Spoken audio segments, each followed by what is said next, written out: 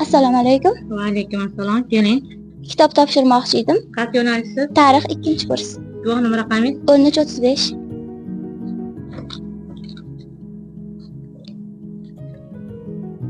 Hop. Qanday kitob olib o'qidingiz? O'tkir Hoshimov Dunyoning ishlari kitobini o'qidim. Bu kitob qanday taassurotlar qoldirdi?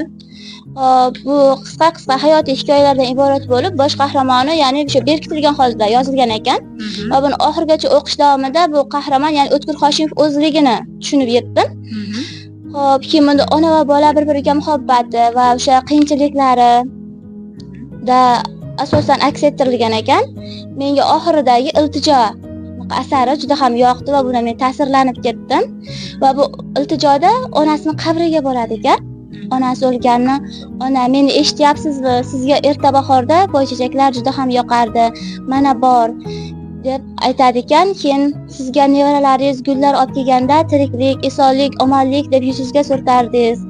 Onam yig'lamayapman, yig'lama der edingiz" deb o'sha onasiga iltijo bilan aytilgan gaplar juda ham meni ta'sirlantirib yubordi. Bunda haligi o'qish davomida O'tkir Hoshimov oxirida aytadi ekan, "Men dunyoning ishlarini yozishimdan, o'sha yozganimdan so'ng bari onalar o'qish uchun tavsiya qilaman" deb aytgan ekan. Tengdoshlarimga, o'rtoqlarimga albatta tavsiya qildim va xonadoshlarim ham hammasi o'qimoqda hozir. Hop, rahmat.